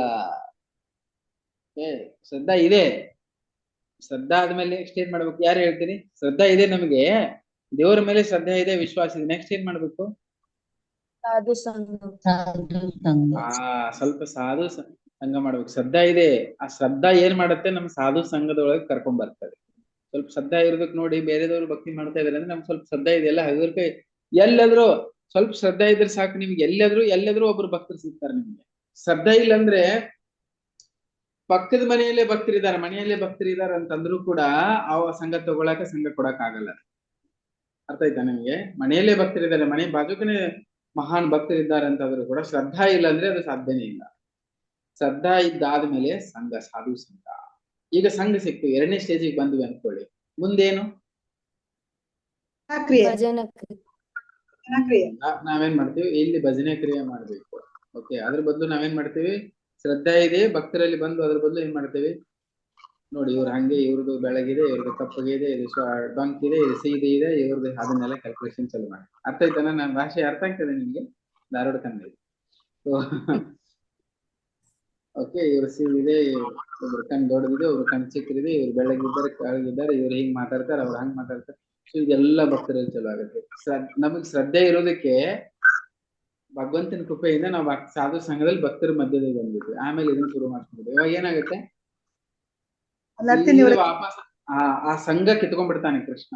ಕೊಟ್ಟಿದ್ದಾರೆ ಕೃಷ್ಣ ಅದನ್ನ. ಅಲ್ಲಿ ಬಂದು ಸಾಧು ಸಂಘದಲ್ಲಿ ಬಂದು ಮಾಡ್ಬೇಕಾಗಿರೋದು 3ನೇದು ಏನ್ ಹೇಳಿ, ಭಜನೆ ಕ್ರಿಯಾ. ಯಾವ ವ್ಯಕ್ತಿ ಶ್ರದ್ಧಾ ಇದೆ, ನನಗೆ ಸಾಧು ಸಂಘ ಬಂತು, ನನ್ ಸತ್ಸಂಗ ಸಿಕ್ತು, ಭಜನೆನೇ ಮಾಡೋದಿಲ್ಲ, ಕೃಷ್ಣ ಏನ್ ಮಾಡ್ತಾನೆ ಗೊತ್ತಾ, ಆ ಸತ್ಸಂಗನೇ ಕಿತ್ಕೊಂಡ್ಬಿಡ್ತಾನೆ, ಅಸತ್ಸಂಗ ಕೊಡಕ್ ಚಾಲು ಮಾಡ್ಬಿಡ್ತಾನೆ. ನಮ್ಗೆ ಗೊತ್ತೇ ಆಗಲ್ಲ ಅದು, ನಮ್ಗೆ ಗೊತ್ತೇ ಆಗಲ್ಲ ಅದು. ಆ ಸತ್ಸಂಗವನ್ನ, ಸತ್ ಸಂಘ, ಸಜ್ಜನರ ಸಂಘ, ಸಾಧುಗಳ ಸಂಘವನ್ನ ಹಗೂರಕ ಯಾವುದೇ ಒಂದು ಕಾರಣದಿಂದ ಅದನ್ನ ತೆಗೆದುಹಾಕಿ ಹಗೂರ ನಮಗೇನ್ ಮಾಡ್ತಾನೆ, ಅಸತ್ಸಂಗ ಕೊಡ್ತಾನೆ. ಅದಕ್ಕೆ ಕಾರಣ ಮೈಂಡೇ ಇರ್ಬೋದು, ಗೊತ್ತೇ ಆಗಲ್ಲ ನಮ್ಗೆ ಹೆಂಗ ಹೋಗತ್ತೆ ಅಂತೇಳಿ. ಅದಕ್ಕೆ ಸಾಧು ಸಂಘ ಸಿಕ್ಕಾಗ ನಾವು ಏನ್ ಮಾಡ್ಬೇಕಂದ್ರೆ ಸರಿಯಾದ ಭಜನೆ ಕ್ರಿಯೆಯನ್ನ ಮಾಡ್ಬೇಕು. ಅದು ಭಗವಂತನಿಗೆ ಅಟ್ರಾಕ್ಟ್ ಆಗತ್ತೆ. ಅವನು ಕಂಟಿನ್ಯೂ ನಮ್ಮ ಸಾಧು ಸಂಘವನ್ನ ನಮ್ಮ ಜೊತೆ ಕೊಡಕ್ ಸ್ಟಾರ್ಟ್ ಮಾಡ್ತಾನೆ. ಇಲ್ಲ ಮಿಸ್ ಮಾಡಿದ್ವಿ ಅಂದ್ರೆ ಹೋಯ್ತದ ಸಾಧು ಸಂಘ. ಅದಾದ್ಮೇಲೆ ಭಜನೆ ಕ್ರಿಯೆ ಮಾಡ್ಬೇಕು. ಭಜನೆ ಕ್ರಿಯೆ ಆದ್ಮೇಲೆ ಏನಾಗುತ್ತೆ, ನಮ್ಮ ಒಳಗಿನ ಇರುವಂತ ಅನರ್ಥಗಳು ಹೋಗಕ್ ಚಲೋ ಬರ್ತಾವ. ಅನರ್ಥ ನಿವೃತ್ತಿ ಆಗ್ತವೆ. ನಾವೇನ್ ಮಾಡ್ತೀವಿ ಅಂದ್ರೆ ನಮ್ಮ ಅನರ್ಥಗಳಿರ್ತಾವ ಹೊಲಸುಗಳು, ಅವನ್ನೆಲ್ಲವನ್ನ ಭಕ್ತರ ಮೇಲೆ ಹಾಕಕ್ ಚಲೋ ಮಾಡ್ತೀವಿ. ಅವ್ರು ನಾವು ಅಲ್ಲೇ ಸ್ಟಾರ್ಟ್ ಆಗಿ ಕರ್ರ ಕುರ್ರ ಕಿಟಿ ಕಿಟು ಕುಟು ಕುಟು ಸ್ಟಾರ್ಟ್ ಆಗ್ಬಿಡ್ತೀವಿ ಭಕ್ತರ ಮೇಲೆ. ಸೊ ಅದು ಅವಾಗ ಆಗ್ತಾ ಇದ್ರೆ, ಅವು ಆಗ್ತಾ ಇದ್ರು ಕೂಡ ಒಳ್ಳೆ ಸಾಧನೆ ಮಾಡಿಕೊಂಡು, ಒಂದು ಒಳ್ಳೆ ಮೆಂಟಲ್ ಸ್ಟೇಟ್ ಇಟ್ಟುಕೊಂಡು ಸಾಧನೆ ಮಾಡಿಕೊಂಡು ಪಾಸಿಟಿವ್ ಆಗಿ ಇದ್ಕೊಂಡು ನಾವು ಅವ್ರ ಜೊತೆಗೆ ಇದ್ಕೊಂಡು ಸೇವೆ ಸಾಧನೆ ಮಾಡ್ತಾ ಹೋದ್ರೆ ಅವು ಅನರ್ಥಗಳು ತೊಳಿತಾ ಹೋಗ್ತಾ. ಯಾಕಂದ್ರೆ ನಮ್ಮ ಅನರ್ಥಗಳು ತೊಳಿಲಿಕ್ಕೆ ಅವ್ರ ಕಾರಣ ಆಗ್ತಾರೆ, ಅವ್ರ ಅನರ್ಥಗಳಿಗೆ ತೊಳಿಲಿಕ್ಕೆ ನಾವು ಕಾರಣ ಆಗ್ತೇವೆ. ಇಂಥವೆಲ್ಲ ಮಧ್ಯದಲ್ಲಿ ಬರ್ತಾವಲ್ಲ. ಸೊ ಅದಕ್ಕಾಗಿ ಸಂಘ ಬಿಟ್ಟು ಹೋಗ್ಬಾರ್ದು, ಅವ್ರ ಜೊತೆಗೆ ಇರ್ಬೇಕು ಏನೇ ಕಷ್ಟ ಆಗುತ್ತೆ. ಸೊ ಅನರ್ಥ ನಿವೃತ್ತಿ. ಆಮೇಲೆ ನಿಷ್ಠಾ ಬರ್ತದೆ ಭಕ್ತಿಯಲ್ಲಿ ಇರ್ಲಿಕ್ಕೆ. ಈಗೇನಾಗತ್ತೆ ಹೇಳಿ, ಒಂದ್ ದಿನ ಬಂದ್ವಿ, ಒಂದ್ ಮಾಲೆ ಮಾಡಿದ್ವಿ, ಎಲ್ಲ ಚೆನ್ನಾಗಿರುವಾಗ ನಾಳೆ ಅದು ಏನಿಲ್ಲ ಅಂದ್ರೆ ಎಲ್ಲಾ ಬಿಟ್ಟು ಮೂಲೆಯಲ್ಲಿ ಹಾಕಿ ತಿರುಗ್ತಾ ಇರ್ತೀವಿ. ನೋಡಿಲ್ಲ ನೀವು ನಮ್ ಸುತ್ತಮುತ್ತ ನೋಡ್ತೀವಿ, ನಮ್ ಬಗ್ಗೆನು ನಾವು ನೋಡ್ಕೋಬೇಕು, ಹೋಗ್ಬಿಡುತ್ತದೆ ಭಕ್ತಿ. ಎಲ್ಲ ಗಾಳಿಯಲ್ಲಿ ಹರಡಕ್ ಚಲೋ ಆಗತ್ತೆ. ನಿಷ್ಠಾ ಇರುವುದಿಲ್ಲ, ರುಚಿ ಅಂತೂ ಬರುದೇ ಇಲ್ಲ. ಅವಾಗ ಏನಾಗತ್ತೆ ಹೇಳಿ, ಇದೆಲ್ಲ ಆಗಿಲ್ಲ. ಭಕ್ತರ ಸಂಘದಲ್ಲಿ ಬಂದು ನಾವು ಏನು ಭಜನೆ ಕ್ರಿಯೆ ಮಾಡಿಲ್ಲ, ಭಕ್ತರ ಸೇವೆ ಮಾಡಿಲ್ಲ ಅಂದಾಗೆ ರುಚಿಯಲ್ಲಿ ಬರುವುದಿಲ್ಲ. ವಾಪಸ್ ಯಾವ ರುಚಿ ಬರಕ್ ಚಲೋ ಆಗತ್ತೆ ಹೇಳಿ, ಮೊದಲ ಭಕ್ತಿ ಬರೋಕ್ಕಿಂತ ಮೊದಲು ಏನೇನ್ ಕಾರ್ಯಕ್ರಮ ಮಾಡ್ತಿದೀವಲ್ಲ, 6 ತಿಂಗಳ ಹಿಂದೆ, 1 ವರ್ಷದ ಹಿಂದೆ, ಭಕ್ತಿ ಬರೋಕ್ಕಿಂತ ಮೊದಲು ಯಾವ್ಯಾವ ವಿಷಯದಲ್ಲಿ ಇಂಟ್ರೆಸ್ಟ್ ಇತ್ತು ನೋಡಿ ನಮಗೆ, ಗ್ರಾಮ ಕಥಾ ಇರ್ಬೋದು, ತಿನ್ನೋದಿರ್ಬೋದು, ಊರು ಸುತ್ತೋದಿರ್ಬೋದು, ಎಲ್ಲೆಲ್ಲಿ ಹೋಗ್ಬೋದು, ಏನೇನ್ ಇರ್ತಾವಲ್ಲ, ವಾಪಸ್ ಅದೇ ರುಚಿ ಚಲೋ ಆಗ್ಬಿಡುತ್ತೆ. ನೀವು ನಿಮ್ಮನ್ನ ಅಬ್ಸರ್ವ್ ಮಾಡ್ಕೊಂಡು ನೋಡಿ, ಎಷ್ಟು ಪ್ರಾಕ್ಟಿಕಲ್ ಇದೆ. ಭಕ್ತರ ಸಂಘದಲ್ಲಿ ಬಂದು ವಾಪಸ್ ನಮಗ್ ಅಂತ ಅಟ್ರಾಕ್ಟ್ ಆಗಕತ್ತಾವ ಅಂದ್ರೆ ಏನ್ ಸಮಸ್ಯೆ ಏನ್ ಹೇಳಿ, ವಾಪಸ್ ಮೊದಲು ಒಂದ್ ಸ್ವಲ್ಪ ದಿನ ಹೋಗ್ತವೆ, ಆಮೇಲೆ ವಾಪಸ್ ಅದನ್ನೇ ಮಾಡ್ಬೇಕು, ಅಲ್ಲೇ ಹೋಗ್ಬೇಕು, ಇದನ್ನೇ ಮಾಡ್ಬೇಕು ಅಂತದ್ರಲ್ಲಿ ನಮ್ಮ ಮನಸ್ಸು ತೊಳಗಕ್ ಸ್ಟಾರ್ಟ್ ಮಾಡ್ತು ಅಂತ ಹೇಳಿದ್ರೆ ಅದೇನದು ಸರಿಯಾದ ನಮ್ಮ ಭಜನೆ ಕ್ರಿಯೆ ಆಗ್ತಾ ಇಲ್ಲ. ಅದಕ್ಕೆ ವಾಪಸ್ ನಮ್ಮ ಮೈಂಡ್ ವಾಪಸ್ ಅಲ್ಲೇ ಲೋವರ್ ಟೇಸ್ಟಿಗೆ ಕರ್ಕೊಂಡು ಹೋಗಕ್ ಚಲೋ. ಅದಾದ್ಮೇಲೆ ಆಸಕ್ತಿ ಹೆಚ್ಚಿಗೆ ಆಗತ್ತೆ, ಆಮೇಲೆ ಭಾವ ಬರ್ತದೆ, ಪ್ರೇಮ ಭಕ್ತಿ ಬರ್ತದೆ. ಪ್ರೇಮ ಭಕ್ತಿ ತುಂಬಾ ಹೈಯೆಸ್ಟ್ ಅದು, ಅದನ್ನೇ ನಾರದ ಮುನಿಗಳು ಹೇಳ್ತಾರೆ. ಅದಕ್ಕೆ ಡೈರೆಕ್ಟ್ ಆಗಿ ಸೂತ್ರದಲ್ಲಿ ಅವ್ರು ಏನ್ ಹೇಳೋದಿಲ್ಲ, ನಾರದ ಮುನಿಗಳು ಶುದ್ಧ ಭಕ್ತಿ ಬಗ್ಗೆ ಹೇಳ್ತೇನೆ ಅಂತ ಹೇಳಿ. ಬಟ್ ಶುದ್ಧ ಭಕ್ತಿ ಮುಟ್ಟಬೇಕು ಅಂದ್ರೆ ಏನ್ ಮಾಡ್ಬೇಕು ಪ್ರಭುಪಾದ, ಹೆಂಗ್ ಮುಟ್ಬೇಕು, ಶ್ರದ್ಧಾ, ಸಾಧು ಸಂಘ, ಭಜನೆ ಕ್ರಿಯೆ ಏನೇನ್ ಮಾಡ್ಬೇಕು, ಎಂತೆಂತೆಲ್ಲ ಮಾಡ್ಬೇಕಿಲ್ಲ, ಎಲ್ಲ ಡಿಟೇಲ್ ಆಗಿ ಒಂದೊಂದಾಗಿ ವರ್ಣನೆ ಮಾಡ್ತಾ ಇರ್ತಾರೆ. ಎಷ್ಟು ಟೈಮು, ಎಷ್ಟು 2 ಸೂತ್ರ ಹೇಳಿದ್ದೆ ಅನ್ಸತ್ ನಾನು, 2 3. ಓಕೆ, 3ನೇದು ಸ್ವಲ್ಪ ಓದಿ ಮುಗಿಸ್ತೇನೆ ನಾನು. ಓಕೆ, 3ನೇದು ಸ್ವಲ್ಪ ಹೋಗ್ತೀರಾ ಪ್ರಭುಗಳೇ? ಟೈಮ್ ಆಯ್ತು ಯಾರಿಗಾರ ಮುಗಿಸುದಾ? 9. ಓಕೆ, ಇದೊಂದು ಶ್ಲೋಕ ಓದಿ ಮುಗಿಸ್ತೇನೆ 2 ಮಿನಿಟ್ಸ್ ಅಲ್ಲಿ. ಅಮೃತ ಸ್ವರೂಪ ಚ this pure love of God is eternal.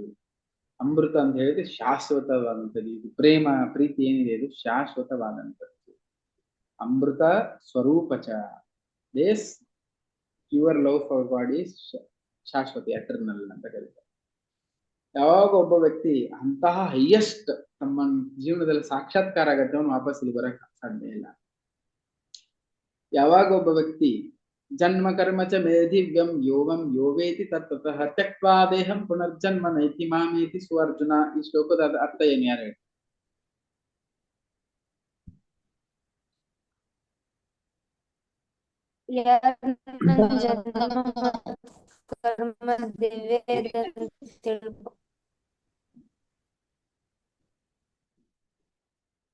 ಎಂತ ಕೇಳಿಲ್ಲ ನನಗೆ, ಯಾರು ಏನೇ ಹೇಳಿದ್ರು ಅರ್ಥನೇ ಆಗಿಲ್ಲ.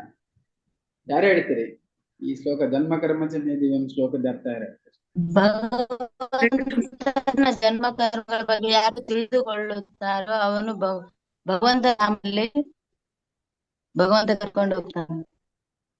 ಯಾರು ಸತತವಾಗಿ ಜನ್ಮ ಕರ್ಮಚ ಭಗವಂತನ ಜನ್ಮ ಕರ್ಮಚಗಳ ಲೀಲೆಗಳು ತುಂಬಾ ಶುದ್ಧ ಆಗಿದಾವೆ, ಅವುಗಳ ಬಗ್ಗೆ ಯಾರು ಚಿಂತನೆ ಮತ್ತೆ ಸದಾ ಅವುಗಳ ಬಗ್ಗೆ ಚಿಂತನೆ ಮಾಡ್ತಿರ್ತಾರೆ, ಕೇಳ್ತಿರ್ತಾರೆ, ಗುಣಗಾನ ಮಾಡ್ತಿರ್ತಾರೆ, ಆ ವ್ಯಕ್ತಿ ವಾಪಸ್ ಈ ಜನ್ಮ ಕರ್ಮ ಚಕ್ರದಲ್ಲಿ ಸಿಕ್ಕಾಕೊಳ್ಳೋದಿಲ್ಲ. ಸಿಂಪಲ್. ಭಗವಂತನ ಜನ್ಮ ಕರ್ಮಗಳ ಬಗ್ಗೆ ತಿಳ್ಕೊಳ್ಳೋದ್ರಿಂದ ಒಬ್ಬ ವ್ಯಕ್ತಿ ಈ ನಾವು ಈ ಜನ್ಮ ಮೃತ್ಯು ಚಕ್ರದಲ್ಲಿ ಸಿಕ್ಕಾಕೊಳ್ಳೋದಿಲ್ಲ. ಅದಕ್ಕೆ ಹೇಳ್ತಾರೆ, ಯಾಕೆ? ಎಲ್ಲಾ ಜೀವಿಗಳು ನನ್ನ ವಂಶ, ಮಮೈ ವಂಶೋ ಜೀವಲೋಕೆ ಜೀವಭೂತ ಸನಾತನ. ಈ ಶ್ಲೋಕದ ಅರ್ಥ ಯಾರು ಹೇಳ್ತೀರಿ? ಮಮೈ ವಂಶ ಜೀವಲೋಕೋ ಲೋಕೆ ಜೀವಭೂತ ಸನಾತನ ಮನಸಸ್ಥಾನೇಂದ್ರಿಯಾಣಿ ಜೀವಭೂತ ಸನಾತನ. ಯಾರು ಹೇಳ್ತೀರಿ? ಅಟ್ಲೀಸ್ಟ್ ಎಲ್ಲಿದೆ ಶ್ಲೋಕ ಇದು? ಭಗವಂತ ಹೇಳ್ತಾನೆ ತನ್ನ ಅಂಶ ಅಂತ ಎಲ್ಲ ಜೀವಿಗಳು. ಎಸ್. ಭಗವದ್ಗೀತೆ ಯಾವ ಅಧ್ಯಾಯದ ಶ್ಲೋಕ ಇದು? 15th chapter. 18ನೇ 18 ಅಲ್ಲ, 15ನೇ ಅಧ್ಯಾಯ. 15ನೇ ಅಧ್ಯಾಯ 7ನೇ ಶ್ಲೋಕ. ಈಗ ನೀವು ಈಗೆಲ್ಲ ಇಂಥವೆಲ್ಲ ಹೇಳಿದ್ರೆ ಹೇಳಕ್ ಬರ್ಬೇಕು ನಿಮ್ಗೆ, ನೋಡ್ತಾ ಕೂತ್ಕೊಳ್ಳೋದಲ್ಲ. ನೀವೆಲ್ಲ ಹೊಸದಾಗಿರೋ ಭಕ್ತರಲ್ಲ. ಹಾ ಇವೆಲ್ಲ ಫೇಮಸ್ ಇರೋದು ಗೊತ್ತಾಗ. Unless one can understand his position as a living entity, eternal servant of Lord, there is no question of mortality. ಎಲ್ಲಿವರೆಗೂ ಒಬ್ಬ ವ್ಯಕ್ತಿ ಭಗವಂತ ಯಾರಂತ ಅರ್ಥ ಮಾಡ್ಕೊಳ್ಳಲ್ಲ, ಅಲ್ಲಿವರೆಗೆ ಶಾಶ್ವತವಾದಂತ ಜೀವನವನ್ನ ಮುಟ್ಲಿಕ್ಕೆ ಸಾಧ್ಯ ಇಲ್ಲ. ಅದನ್ನು ಭಗವಂತ. ಒಂದ್ ವೇಳೆ ನಾವು ಮಾಡ್ತಿರುವಂತ ಕಾರ್ಯಗಳು ಅಥವಾ ನಾವು ಅಶಾಶ್ವತ ಇರ್ಬೋದು. ನಾವು ಅಶಾಶ್ವತನ? ಈ ಜಗತ್ತು ಅಶಾಶ್ವತ ಇದೆ, ಜಗತ್ತಿನಲ್ಲಿರುವಂತ ಪ್ರತಿಯೊಂದು ಅಶಾಶ್ವತ ಇದೆ. ಇಲ್ಲಿ ಸಂಬಂಧಗಳು ಅಶಾಶ್ವತ ಇದೆ, ಮನೆ ಅಶಾಶ್ವತ, ನಮ್ಮ ನೌಕರಿ ಎಲ್ಲ ಅಶಾಶ್ವತವಾಗಿದೆ. ಬಟ್ ಇನ್ನೊಂದು ಹೇಳ್ತೇನೆ, ನಾವ್ ಇಲ್ಲಿ ಏನ್ ಮಾಡೋದು ಎಲ್ಲ ಅಶಾಶ್ವತ. ನೀವು ಎಂತದೇ ಮಾಡಿ ಯಾರನ್ನು ಪರ್ಮನೆಂಟ್ ಆಗಿ ಒಬ್ಬ ವ್ಯಕ್ತಿನ ಖುಷಿ ಪಡಿಸ್ಲಿಕ್ಕೆ ಸಾಧ್ಯನೇ ಇಲ್ಲ. ಬಟ್ ಶಾಶ್ವತವಾಗಿ ಇರುವುದು ಏನಂತ ಹೇಳಿದ್ರೆ ನಾವು ಮಾಡಿರುವಂತ ಭಕ್ತಿ. ಪ್ರಭುಪಾದರು ಅದನ್ನ ಹೇಳ್ತಾರೆ, anything you do that is all temporary, but whatever devotional activities you are performing, that remains permanent and eternal. ಅರ್ಥ ಆಯ್ತಾ? ಸೊ ಆಮೇಲೆ ಅವ್ರು ಹೇಳ್ತಾ ಇದಾರೆ, ಯಾಕೆ ಎಟರ್ನಲ್? ಯಾಕಂದ್ರೆ ನಾವು ಆತ್ಮ ಇದ್ದೀವಿ, ಭಗವಂತನ ಒಂದು ಅಂಶ ಇದ್ದೀವಿ. ಯಾವ ರೂಪದಲ್ಲಿ ಅಂಶ ಇದೆ? ಆತ್ಮದ ರೂಪದಲ್ಲಿ ಅಂಶ ಇದ್ದೀವಿ. ಅವಾಗ ಹೇಳ್ತಾರೆ ಅವರು, ಬಾಲಾಗ್ರ ಶತ ಭಾಗಶ್ಯ. ನಾನು ಶ್ಲೋಕ ಹೇಳ್ತೇನಲ್ಲ, ಅದ್ರದ್ದು ಒಂದ್ ಸ್ವಲ್ಪ ಅದರ ಲಿಂಕ್ ಹುಡ್ಕೊಂಡು ನೀವು ಏನಾದ್ರು ಲಿಂಕ್ ಹುಡ್ಕೋದಂದ್ರೆ ಗೂಗಲ್ ಅಲ್ಲಿ ಸರ್ಚ್ ಮಾಡೋದಲ್ಲ, ಅದರ ಅರ್ಥ ಹೇಳ್ಬೇಕು. ಓಕೆ. ಬಾಲಾಗ್ರ ಶತ ಭಾಗಶ್ಯ ಶತಧಾ ಕಲ್ಪಿತಶ್ಚ ಭಾಗೋ ಜೀವಸ ವಿಜ್ಞೇಯ ಸಚಾ ನಂತ್ಯಾಯ ಕಲ್ಪತೆ. ಇನ್ನೊಮ್ಮೆ ಹೇಳ್ತೇನೆ ನೋಡಿ, ನಿಮ್ಗೆ ಅರ್ಥ ಆಗತ್ತೆ. ಇದ್ರಲ್ಲಿ ಈ ಶ್ಲೋಕದ ಆನ್ಸರ್ ತುಂಬಾ ಬಗ್ಗೆ ಅದ್ರಲ್ಲಿ ಚರ್ಚೆ ಮಾಡಿದೆ ಗೊತ್ತಲೆ. ಜಸ್ಟ್ ನಾನು ಹೇಳುವಾಗ ಶಬ್ದದ ಅರ್ಥ ಕೇಳ್ಕೊಳ್ಳಿ ಮೊದಲು, ಅದರಲ್ಲೇ ಅರ್ಥ ಇದೆ. ಬಾಲಾಗ್ರ ಶತ ಭಾಗಶ್ಯ ಶತಧಾ ಕಲ್ಪಿತಶ್ಚ ಭಾಗೋ ಜೀವಸ ವಿಜ್ಞೇಯ ಚಿನಂತಾಯ ಕಲ್ಪತೆ. ಯಾರು ಹೇಳ್ತೀರಿ? ಆತ್ಮ ಒಂದು ಕೂದಲಿಂದ ತುದಿದು 1001ನೇ ಪಾರ್ಟ್ ಇರ್ತದೆ. ಸರಿ ಬೋ ಜಯ ಹೋ. ಅರ್ಥ ಮಾಡ್ಕೊಂಡು ನೋಡೋ, ಆತ್ಮದ ಎಷ್ಟು ಹೇಗಿದೆ ಆತ್ಮದ ವರ್ಣನೆ ಹೇಳ್ತಾರೆ. ಬಾಲಾಗ್ರ ಶತಭಾಗಶ್ಯ. ಬಾಲ ಅಂದ್ರೆ ಏನು? ನಮ್ಮ ಕೂದಲ ತುದಿಯನ್ನ ಶತಭಾಗಶ್ಯ, ಅದನ್ನ ಭಾಗ ಮಾಡಿದಾಗ ಅದರ ಒಂದು ತುಣುಕು ಸಿಗುತ್ತದೆ. ಆ ರೀತಿಯಲ್ಲಿ ನಾವು ಒಂದು ಭಗವಂತನ ಒಂದು ಅಂಶ ಇದೀವಿ ಅಂತ ಅಂಶದ ಬಗ್ಗೆ ಹೇಳ್ತಾ ಇದ್ದಾರೆ. ಓಕೆ, ಸೊ ಈಗ ನಾನು 3 ಶ್ಲೋಕ ಮುಗ್ತಿದೆ. ನೆಕ್ಸ್ಟ್ ಶ್ಲೋಕ ನಾವು ನಾಳೆ ಕಂಟಿನ್ಯೂ ಮಾಡುವ. ಓಕೆ, ಸೊ ಇದನ್ನ ನಾವು ಸ್ವಲ್ಪ ಎಲ್ಲಾ ಪಾಯಿಂಟ್ಸ್ ಅನ್ನ ಇನ್ನೊಮ್ಮೆ ಬರ್ಕೊಂಡು ಸ್ವಲ್ಪ ಮನನ ಮಾಡ್ಕೊಂಡ್ ಬನ್ನಿ. ಈಗ ಕೇಳಿ ಬಿಟ್ಟು ಹೋಗುದಲ್ಲ, ಕ್ಲಾಸ್ ಮುಗಿದಾದ್ಮೇಲೆ ಸ್ವಲ್ಪ ಅದ್ರ ಬಗ್ಗೆ ಚಿಂತನೆ ಮಾಡ್ಕೊಂಡ್ ಬನ್ನಿ. ನೋಡುವ ನಾಳೆ ಎಷ್ಟು ಜನ ಕೇಳಿರಂತ ನಂಗೆ ನಾಳೆ ಗೊತ್ತಾಗುತ್ತೆ. ಮತ್ತೆ ಯಾರು ಬರ್ತಾ ಇಲ್ಲ ಸ್ವಲ್ಪ ಭಕ್ತರಿಗೂ ತಿಳಿಸಿ, ತುಂಬಾ ಇಂಪಾರ್ಟೆಂಟ್ ವಿಷಯ ಡಿಸ್ಕಸ್ ಮಾಡ್ತಿದ್ದೀವಿ ಈಗ. ಯಾರು ಬರ್ತಾ ಇಲ್ಲ ಸ್ವಲ್ಪ ಇಲ್ಲಿ ಸ್ವಲ್ಪ ಹೇಳಿ ರೆಗ್ಯುಲರ್ ಆಗಿ. ಕಡಿಮೆ ಜನ ಇದ್ದಾರೆ ನೋಡಿ, 40 ಜನ ಅಷ್ಟೇ ಕಾಣಿಸ್ತಾ ಇದ್ದಾರೆ. 30, 40, 29 ಜನ ಇರ್ತಿದ್ರು. ಅವರಿಗೆಲ್ಲ ಸ್ವಲ್ಪ ತಿಳಿಸಿ. ಹರೇ ಕೃಷ್ಣ. ಶ್ರೀ ನಾರದ ಮುನಿ ಕೀ ಜೈ, ಶ್ರೀ ಪ್ರಭುಪಾದ್ ಕೀ ಜೈ, ಕೀ ಜೈ. ಯಾರಿಗೆ ಏನಾರ ಡೌಟ್ ಇದೆಯಾ, ಕ್ವಶನ್ ಏನಾರ? ನನಗೆ ಗೊತ್ತಿದೆ ನಿಮ್ಮ ಒಬ್ಬರ ಹತ್ರ ಡೌಟ್ ಇರಲ್ಲ ಅಂತ. ಹರೇ ಕೃಷ್ಣ. ಶ್ರೀ ಪ್ರಭುಪಾದ್ ಕೀ ಜೈ. ನಂಗೆ ಗೊತ್ತಿದೆಯಲ್ಲ ಅದು.